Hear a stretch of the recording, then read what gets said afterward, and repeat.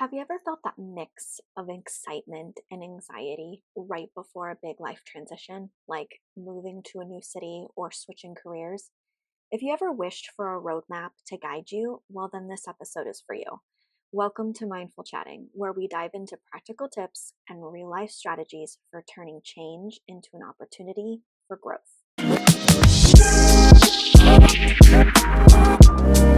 Welcome back to Mindful Chatting. I'm Kristen, and I'm thrilled you're here today. We'll be discussing something every single one of us faces at some point in our lives: change and life transitions.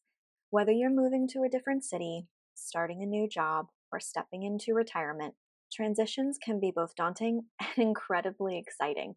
The good news? With the right mindset and tools, you can transform this time of uncertainty into a period of growth for you. So, in this episode, we're going to break down 10 science backed strategies to help you navigate life's biggest changes, from acknowledging your emotions to embracing the unknown, and even how to reflect on your journey once you've emerged on the other side. So, let's get started. So, the first one I want to talk about is acknowledging your feelings. And why? Because life transitions can stir up a whirlwind of emotions: excitement, fear, sadness, or even relief. Too often, we try to bury or dismiss these feelings because they might be overwhelming or really just inconvenient. And the truth is that these emotions carry valuable information about what matters most to us: our values, our needs, and our sense of security. And so by recognizing and naming each emotion, we kind of give ourselves permission to process this change in a more healthy way. Instead of allowing emotions to linger in the background as like kind of a source of like unspoken stress, acknowledging them actually helps us make us more deliberate in our choices and maintain a clear mindset for us. But why does this really even matter? There was a study published by the Journal of Personality and Social Psychology that acknowledging and labeling your emotions can reduce their intensity and make you feel more in control, which is what we feel when we have these big life transitions, we feel out of control. So by acknowledging and labeling what you're going through, you're actually going to feel more in control of what's happening. So when you say to yourself, I'm feeling really anxious about starting this new job, you're really effectively taking the first step toward managing that anxiety. You're addressing it, you're acknowledging it, and you're understanding why you're anxious. And denying or ignoring your emotions, on the other hand, can actually amplify your stress and make it harder to move forward confidently. So, if you're new here, I always want you to walk away with some types of tools or strategies for each thing that I talk about. So, here's some practical tools when it comes to acknowledging your emotions. Now, everyone always scoffs at this, but journaling or an emotional journal is really super helpful. If you keep just a simple notebook or even just a note taking app on your phone and spend just a few minutes each day labeling your feelings, noticing what's triggering you, or even your patterns, you can actually see where a lot of these emotions are coming from, and you'll be able to process them and walk into these life transitions a lot more confidently. You can notice your triggers or patterns just by the time of day, specific interactions, and how they correspond with these certain emotions. You can do mood tracking apps. Platforms like Dailyo, which is free, can help you categorize your moods throughout the day. Dailyo even has a graph of a week or a month to really see what your patterns of emotions are, because sometimes we're only really going to focus on the really highs or the really lows. And we want to see data about what's been going on. And so mood tracking apps really kind of provide that data for you. And over time, you'll see patterns that emerge that can help you guide toward better self awareness for yourself. Lastly, and probably one of the easiest things you can do, is kind of check in with yourself throughout the day. So some people will need a phone reminder or an alarm going off just like once or twice a day. And when it goes off, I just want you to stop, close your eyes, take a few slow breaths, and ask, what am I feeling right now? I know that's a loaded question, and you're probably not going to have just one emotion pop up, which is totally okay. But even a short pause can help you name that emotion and release any tension that's building up. If you've never seen it before, there's something called a feelings wheel, and I'll put a link in the description for a generic feelings wheel. You can also go to our Mindful Digest blog where we talk a little bit more in depth about the feelings wheel on there. But a feelings wheel is really good about identifying what you're feeling. So, just kind of a description of a feelings wheel. In the middle, you have the kind of basic sad, mad emotions, and they branch off into more complex emotions. And what that does for you is maybe you want to start off with something really simple, like I'm mad. And then you go to frustrated. And maybe frustrated breaks down to overwhelmed. And then you can sit and pause and ask yourself, am I feeling overwhelmed right now? Is that what it is? And you can tell if whether that fits or not. And if it doesn't, then that's not really the emotion. Maybe you're not actually mad. Maybe you're sad. And so maybe it comes back to, okay, maybe I'm sad. Maybe I feel hurt, disappointed. And you can actually sit and really process and dive into these emotions a lot more than you would have done without the feelings wheel. Knowledge is power. So whether you're moving to a new place or beginning a new job, you need to know what you're getting into. And you can quickly trigger stress if you feel unprepared. It's natural to experience questions like, will I fit in? What if I'm not ready? And that fear of the unknown can really overshadow the excitement of new possibilities. And so, by doing research, gathering resources, maybe creating a plan, you can replace these vague anxieties with actually concrete action steps. So, think of it like turning on the headlights before driving down a dark road. Suddenly, you can see what's ahead, and then you feel a little bit more confident about navigating this journey.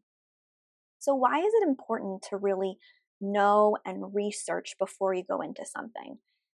Research suggests that preparedness can actually reduce stress during life transitions. And when you know what to expect, you alleviate worry that comes from the lack of information. And so, this knowledge helps you feel more empowered, making it easier to adapt and adapt to those unexpected, inevitable when they happen life transitions, changes, things that will pop up during these new things.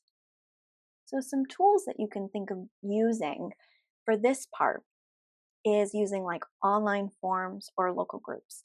So, social media platforms just tend to be the easiest and the most accessible, like Facebook, but Meetup is a really good one to find groups related to a new city, a new idea, a new hobby. And why do we encourage this? Engaging with people who have kind of been there, done that, or already in the interest that you're looking for can really offer some tips and give you a sense of community. Like you're not the only new person here, or you're not the only one who's never done this before. And being around people who have done things or are in the place that you want to go, you're kind of manifesting what you want to be or where you want to go by surrounding your people or surrounding yourself with people who have already been there, who have already done that.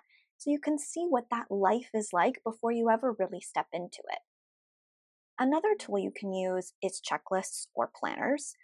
Tools like Trello or Asana can help you break tasks into smaller, more manageable steps. For example, if you're like moving to a new city, you can create columns of like what do you need to do before the move, during the move, after. And this kind of tracks what you need to get done. We have a lot of thoughts and a lot of things popping up. So if you have a place to where you can kind of mind dump all of these things, and you won't feel so overwhelmed because you're trying to keep this overwhelming task list in your brain, dump it somewhere. I love Clever Fox planners. And if you prefer like a physical planner, Clever Fox are great. They're known for their kind of goal setting layouts, and they have habit tracking pages. And it just makes it easier to stay organized and motivated if you're very ambitious or goal oriented, or if you have a lot of things that you're doing at once. Clever Fox planners can help you stay organized. Another thing is like research into that destination. So if you're like relocating, for example, learning the new neighborhoods, your transportation, the culture, potential community resources. If you're starting a new job, you can look into the company's mission, team structure, available onboarding stuff. Look at online platforms that have discussed the company's culture. I think Glass Ceiling, I can't remember exactly the link, but I will put it in the description when I go into a little bit more research myself. Of Glass Ceiling is a good one where people can just talk about their experiences with this different company who have actually been and worked there for. Another thing I like to use is called visual mapping. So creating a simple mind map. And if you don't know what mind maps are you have this topic or concept or theme in the middle, and then you have just branches of ideas or things that go off into others, and then you branch off of those. And so just using a pen and a paper, or you can even use an app. There's also I'll put a link in the show notes for a website that offers mind mapping. It just helps you outline what you already know and then what you need to find out and those potential steps to kind of bridge those gaps. And this visualization can help you stay focused and really actually see the bigger picture of your transition. Boy, does transitions and new things make you feel isolated. And whether you're moving to a new place or shifting careers or going through a challenging personal transition, the experience can sometimes feel like you're sailing on these uncharted waters and you're doing it alone. However, by reaching out for support, being that emotional, practical, or professional, is not a sign of weakness. In fact, it's actually a powerful step toward resilience. And remember that even the best captain on a ship consults their crew. So having people to lean on can make all the difference in navigating those stormy seas that you're about to do. Why does this matter? Support from friends and family or even professionals can act as this protective buffer against stress. And sharing your thoughts and concerns with people who understand or who have expertise can help normalize your feelings and really offer some fresh perspectives. Plus, simply knowing you're not the only one struggling can kind of bring this comforting sense of relief during those tumultuous times for you. So, some tools could be obviously therapy. Consider seeking out professional help through in person sessions or even online platforms. Having a qualified licensed professional guide you can help develop coping strategies and tailor to your unique circumstances. If you're interested in looking in for the right therapist, we have a blog post and an episode, which I'll put in the description, that goes over finding the right therapist. Our most recent episode was about the benefits of therapy. So if you're contemplating therapy and you don't know if it's right for you, the last episode, episode 6, is all about that if you're interested. I'll put a description in the show notes for that as well. Support groups. So, looking for those local meetups or virtual communities centered on your specific transition, new parents, retirees, career changers. Hearing from others who've been in similar shoes can reduce feelings of isolation. Even if you go on things like finding a Facebook page or finding an Instagram account that's all about these life transitions, even though we're not physically around these people, seeing others posting what they're doing or tips or tricks or things that they've done that's helped them makes you feel less alone and makes you know that these are things that I'm also dealing with. This is normal. It normalizes that experience for you. Having friends and family that is safe to open up to, and scheduling time and making time for just a simple phone call, a coffee chat can really help gain some clarity and reassurance for you. Even though you're moving on to these new life transitions, don't forget about the people and the foundations and relationships that you created prior to these new things. These are the things that you fall back because they're familiar.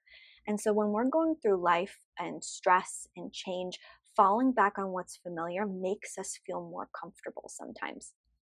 Lastly, a mentorship. I think people forget about this, and it's not just tailored to a job or a career transition. You can reach out to people who have been doing hobbies or things of interest longer than you have, and you can just ask them to mentor you for free or on the side, or just kind of giving you a little window into what can you expect when you're about to bridge something new. Their firsthand experience and guidance can kind of help demystify these new processes or this environment that you're about to attend. It is natural to want everything to fall into place as quickly as possible. And maybe you want to land that dream job or master that new skill overnight. And while this may be motivating, setting the bar too high can actually lead to burnout, frustration, second guessing your abilities, imposter syndrome. So we need to find that sweet spot between dreaming and staying grounded so that you can maintain momentum and sustain it without sacrificing your well being. And why does this matter? So, motivational psychologists emphasize SMART goals. And if you haven't heard of SMART goals before, they're specific, measurable, achievable, relevant, and time bound goals. And breaking bigger objectives into smaller steps not only keeps you focused, but it also maintains a steady stream of motivation. And it's all about sustainability. We want to be able to do this for a long period of time, not burn out quickly. So aiming too high or too fast can actually create a sense of failure when the reality doesn't match your expectations. So too low of expectations can also stunt your growth and potential. And so we want to strike a balance to ensure that you're both challenged but also supported in your new journey. If you're interested in the SMART goal framework, I have a blog post called Navigating the New Year, Therapeutic Approach to Fresh Beginnings. And we also have a podcast episode 1 on Beyond Resolutions that talks a little bit more in depth about SMART goals. But for the sake of this, instead of saying, I want to find a new job, we have to make it specific. So I want to apply to 5 positions each week for the next 2 months, focusing on roles that match my skill set and my career interests. So breaking it down into something that's achievable, something that I can measure, something that I know I'm reaching for, and making them a lot smaller can actually feel like that we're being more successful. And that's what creates that momentum to want to create more and more goals, because here we are checking off all these things that we didn't think that we would be able to do, instead of just landing the job as some vague goal that we put out for ourselves. Tracking our goals is really super important. So tools like Strides or Habatica, or even just a simple spreadsheet, can help you measure your progress. I want you to consider setting weekly or even monthly milestones to celebrate those small wins. Clever Fox actually has a habit calendar. So it's a visual, physical place to measure your progress. So if you are like, I'm going to work out every day, well, sometimes if we've skipped a couple days, it'll make us feel like that we haven't worked out at all, when maybe we actually need to see a calendar, a visual tracker to go, no, I've been working out a lot more than I'm giving myself credit to. So that can also really stop a momentum too if we have these ideas or these narratives in our head thinking that we're not succeeding or that we're not progressing and moving forward. Again, breaking down large tasks into smaller time-bound steps. For instance, if you're learning a new language, you want to commit to completing a 30-minute exercise each day rather than trying to tackle hours all at once. I don't know who has that much time to be able to do that. If you do, wonderful. But where are the breaks? Where is the ability to retain it and practice it? So it's not just sitting down for long periods of time. You want to break it up into small chunks and be able to practically use the things that you're doing. Lastly, accountability partners. An accountability buddy can really help you check in, because they're going to be the one also doing it too. You can be motivating each other. This offers encouragement, especially because we know it's going to happen when things get tough. We sometimes need someone else to kind of push us, or to know that they're relying on us, or that they need us to kind of keep that momentum and sustainability, especially in the beginning. No matter how you carefully plan something, things rarely go exactly as you expect them. And there's often this missing piece or this unforeseen twist that really crops up at the worst possible time. And this is where flexibility becomes invaluable. Rather than viewing hiccups as like insurmountable roadblocks, staying flexible allows you to see them as like detours or learning opportunities. And I want you to think of flexibility as the difference between like a stiff tree branch that cracks under like that heavy snow and a resilient one that bends and bounces back. Why does psychological flexibility matter? So remember, psychological flexibility is the ability to adapt your mindset and actions as circumstances evolve. It is strongly linked to better mental health and overall resilience. So when you hold your plans too rigid, those unexpected changes can feel like claustrophobic. However, by embracing flexibility, you can become more adept to problem solving and stress management and turning those obstacles into like fuel for like growth instead of reasons to quit. So here's some tools to create some more psychological flexibility. Brainstorming. So we always have that plan A. This is how we want it to work. But maybe we need to think of a plan B and maybe even a plan C, and outlining your goal or your task and then jotting down potential fallback options. So, like if plan A doesn't work out, what can plan B be ready, and what can we do to create plan B to reduce panic and keep you moving forward? So it's like, it's okay, I got something else to think about. Mindful moments. So, building short pauses into your day by taking a few deep breaths and asking yourself, like, what's in my control right now? What isn't? And this simple check in can kind of encourage this adaptable thinking.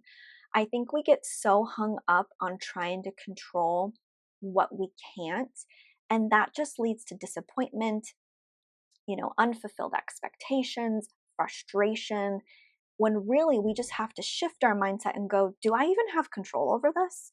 And really just focus on, well, what do I have control over? What do I have some influence or role that I can play in this situation to change what it looks like?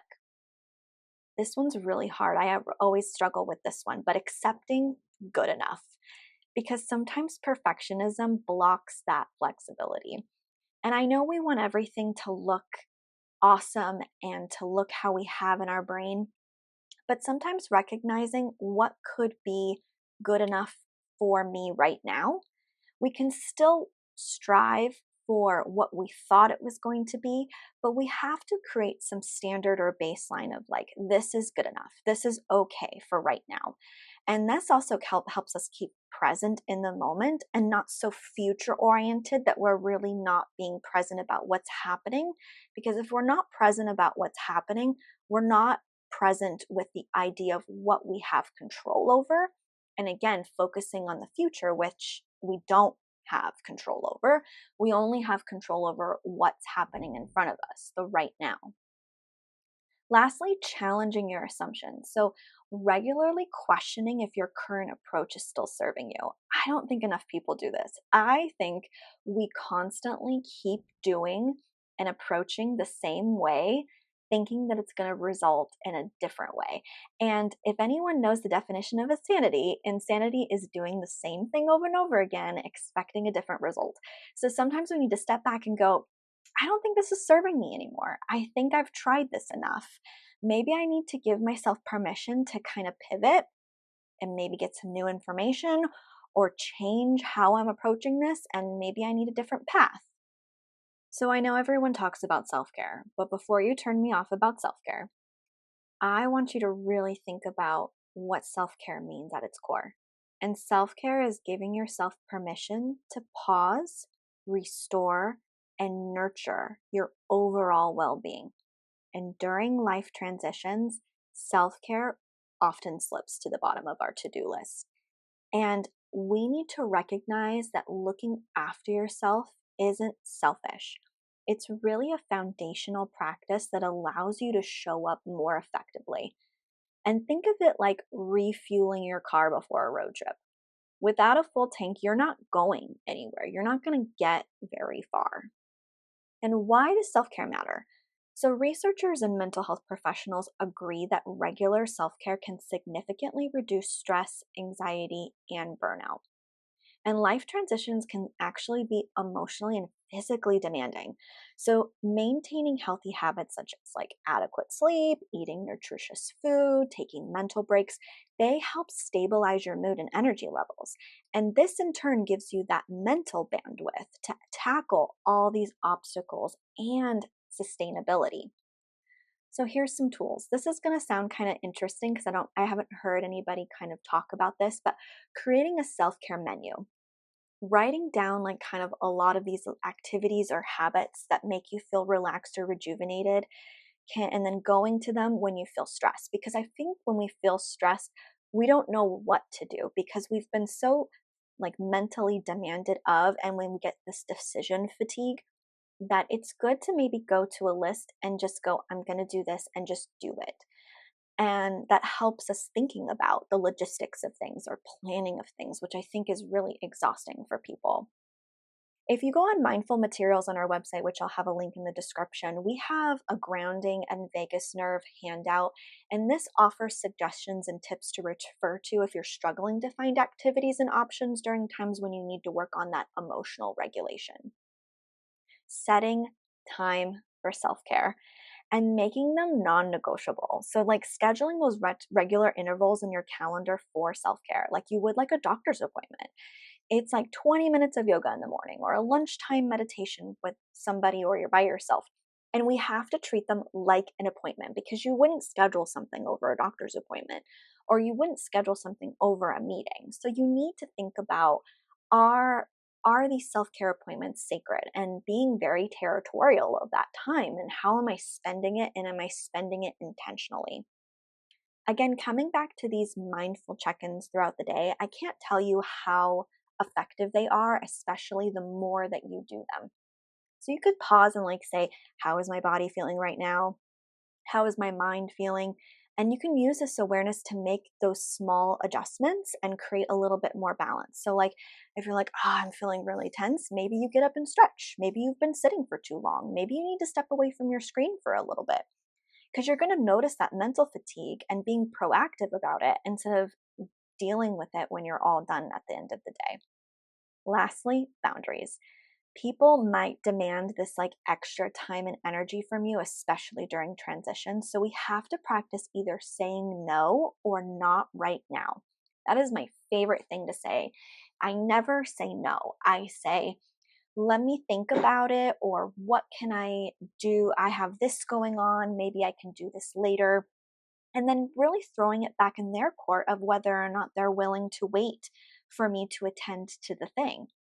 I have this mouse pad that says, your emergency does not constitute urgency on my part. And I have that on my mouse pad for a reason, because everyone will come to you with the sense of like, this needs to be done yesterday.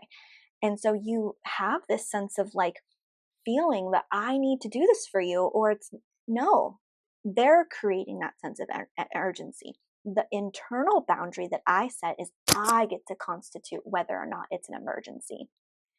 And understanding that preserving your own mental health enables you to actually be more present for others in the long run. I cannot express to you how much routines and structure help you with transitions and change, because that familiar rhythm of your day can vanish in a flash and leaving you uncertain about how you fill your hours. So establishing that and preserving that routine doesn't mean you rigidly schedule every minute. Rather, it's about creating small anchors in your day that restore a sense of normalcy and predictability, which has been taken away from you in a stage of change and transition. So I want you to think of these routines as kind of like a life buoy. Like no matter how turbulent it is, you can keep afloat by these routines and structure kind of offering you stability and grounding. And neuroscience indicates that consistent habits can significantly lower stress by reducing the mental energy spent on constant decision making. So having a solid routine and something that you don't necessarily have to think about can be comforting and provide you that certainty in a matter of uncertainties. And these clear rituals like a regular wake up time or even planning family meals create pockets of steadiness that you can always like land on when everything seems really chaotic. And this predictability helps you conserve that emotional and cognitive energy that you're going to need for all of these new transitions that are going on. So, some tools is creating a daily schedule. So, whether you use Google Calendar or a paper planner, or even just kind of a simple checklist, mapping out your day in a visual way with blocks for like works, meals, exercise, relaxation, and seeing that schedule visually can kind of help ease you in knowing that I don't have overwhelming things, things aren't leaking into others. I do have enough time to be able to do these things. And then, like little mini rituals can really be helpful and something that you can look forward to. I remember when I used to work in community behavioral health, which anyone who's ever worked there, it's very, very stressful and it's constantly back to back. Me and my friend always went out to lunch together. It didn't matter. Every day we always checked in and was like, when are you doing lunch? When am I? And we would always actively plan it. And that was something that we would look forward to in our day, knowing that I had this scheduled time to either go and vent or just to have a space where I'm going to leave the office. I know I'm not going to be bombarded. And so these little tiny mini rituals, it can even be like drinking coffee in the morning, or doing gratitude check-in before bed. I mean, it doesn't always have to be these big monumental things. That can be something that can kind of anchor you or something that you can help move forward in your day. Morning and evening routines and starting your day with this consistent practice of doing the same thing can help set that positive tone and actually build up energy to be able to manage your day a little bit better. And I think ultimately we are habitual people. And so if we have something that we know is going to make us feel better, we're walking in it positively. Like, I just need this walk. I'll be fine after this walk. And that just sets you up for this walk being better than it probably is because you're going into it with a really good mindset. Habit stacking. If you don't know what habit stacking is, it's basically taking a habit that you already have, like brushing your teeth. You don't really think about brushing your teeth. And we're adding a habit on top of it because we're more likely to create and keep a new habit if it's already tied to another habit. And so this makes it easier to remember and then helps you be a little bit more successful when you're habit stacking. So when we're going through something really hard, I think it's really natural to focus on the stress and uncertainty of it. However, these very situations can actually serve as catalysts for these extraordinary personal growth. So, looking at embracing change with curiosity rather than fear can open doors to discover new strengths, honing in on untapped skills, and gaining a deeper understanding of yourself. So, I want you to think of each transition as like planting a seed in that like fertile soil. And with the right mindset, you can actually watch those seeds bloom into unexpected growth and resilience. I want to talk about something called post traumatic growth.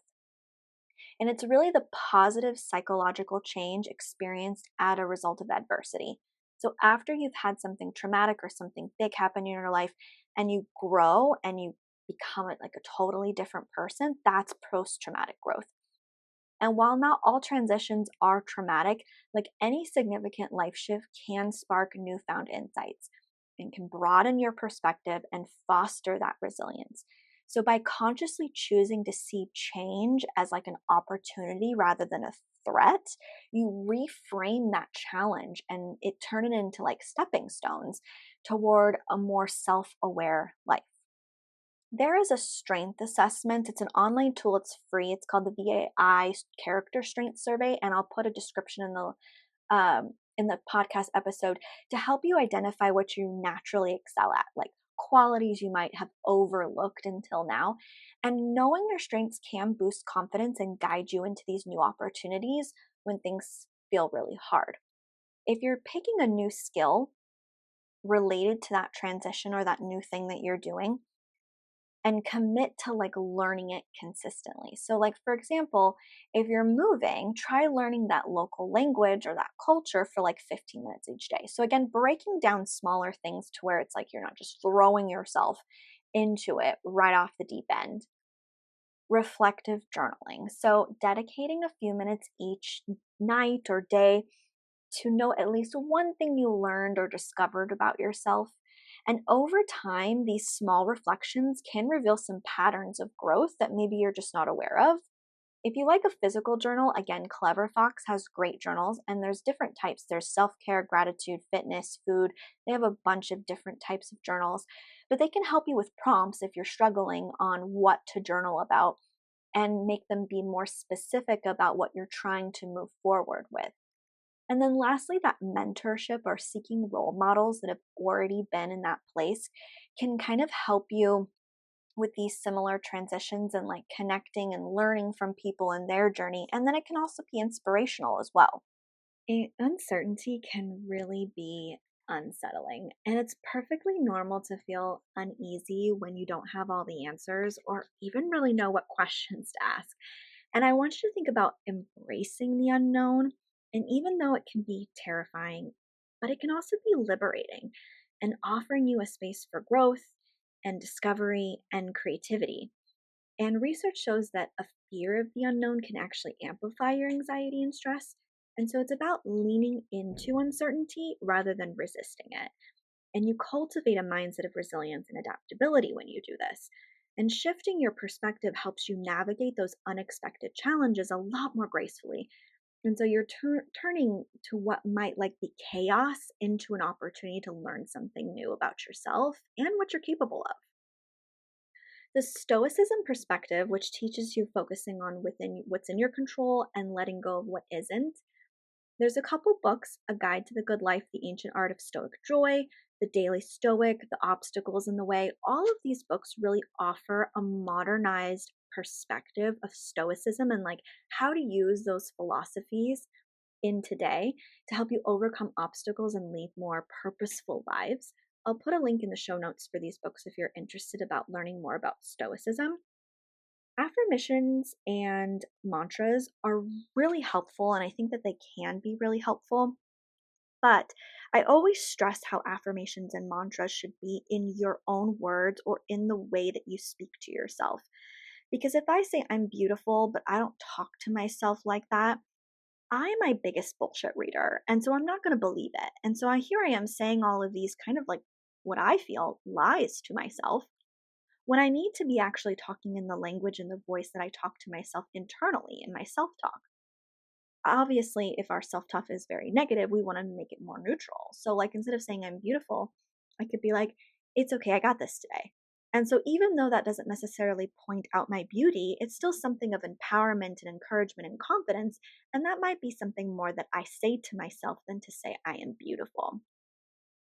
Mindset shifts. So, whatever you catch yourself kind of worrying about the like worst case scenario, intentionally challenging these thoughts, either by thinking about the realistic things that are actually going to happen or actually questioning if these things will actually happen, this kind of helps balance that catastrophic thinking that can happen.